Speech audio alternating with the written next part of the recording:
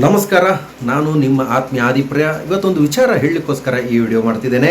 ನಾವು ದಿನನಿತ್ಯ ನೋಡ್ತಾ ಇರಬಹುದು, ಕಿರಾಣಿ ಅಂಗಡಿಗಳಲ್ಲಿ, ಗೂಡಂಗಡಿಗಳಲ್ಲಿ ಈ ಸುಪಾರಿ ಅಥವಾ ಗುಟ್ಕಾ ಮಾರುವಂಥದ್ದು ಇದ್ದೇ ಇರುತ್ತೆ. ಜನರು ಅದನ್ನು ಸ್ವೀಕಾರ ಮಾಡಿದ ಮೇಲೆ, ಸೇವಿಸಿದ ಮೇಲೆ ಆ ಚೀಟಿಗಳನ್ನು ಕಸದ ಡಬ್ಬಿಗೆ, ಅವ್ರು ಇಟ್ಟಂಥ ಕಸದ ಡಬ್ಬಿಗೆ ಅದನ್ನು ಹಾಕೋದಿಲ್ಲ. ಅದನ್ನು ಬಿಟ್ಟು ಯಾವುದೋ ಒಂದು ರಸ್ತೆಯಲ್ಲಿ ಹಾಕುವಂಥದ್ದು, ಯಾರ್ದೋ ಮನೆ ಮುಂದೆ ಹಾಕುವಂಥದ್ದು ಮಾಡ್ತಾರೆ. ಅದು ಆ ರೀತಿ ಮಾಡಿದಾಗ ಅದನ್ನು ಸ್ವಚ್ಛತೆ ಮಾಡೋರು ಯಾರು ಸ್ವಾಮಿ? ಪೌರ ಕಾರ್ಮಿಕರು ಏನೋ ಬಂದು ಮಾಡ್ತಾರಂತ ನೀವು ಅಂದ್ಕೊಂಡಿರ್ಬೋದು. ಹೌದು, ಅವರು ಕೂಡ ನಮ್ಮ ಹಾಗೆ ಮನುಷ್ಯರಲ್ವಾ? ನಾವು ನಾಗರಿಕ ಪ್ರಜ್ಞೆನ ಬೆಳೆಸ್ಕೊಳ್ಬೇಕು. ತಿಂದ ಮೇಲೆ ಅದನ್ನು ಎಲ್ಲಿ ಎಸಿಬೇಕು ಅನ್ನೋದನ್ನು ಕಾಮನ್ ಸೆನ್ಸು ಉಳಿಸ್ಕೊಳ್ಬೇಕು. ಅದೇ ಐಸ್ ಕ್ರೀಮ್ ತಿಂತೀರಿ, ಅದು ಪ್ಯಾಕನ್ನು ಎಲ್ಲೋ ಎಸೆದು ಹೋಗೋದು, ಕುರ್ಕುರೆ ಅದು ಇದು ಅಂತ ತಿಂತೀರಿ, ಆ ಪ್ಯಾಕನ್ನು ಎಲ್ಲ ಎಸೆಯುವಂಥದ್ದು.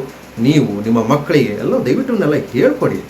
ಕೇವಲ ನಮ್ಮ ದೇಶ ವಿದೇಶ ಥರ ಆಗಬೇಕು ಅನ್ನೋದನ್ನು ಹೇಳಿದ್ರೆ ಸಾಲದು, ಜಾರಿಗೊಳಿಸ್ಬೇಕು ರೀ, ಜಾರಿಗೊಳಿಸ್ಬೇಕು. ಇದ್ರ ಜೊತೆಗೆ ಸರ್ಕಾರ ಕೂಡ ಇದ್ರ ಬಗ್ಗೆ ಯೋಚನೆ ಮಾಡಬೇಕು.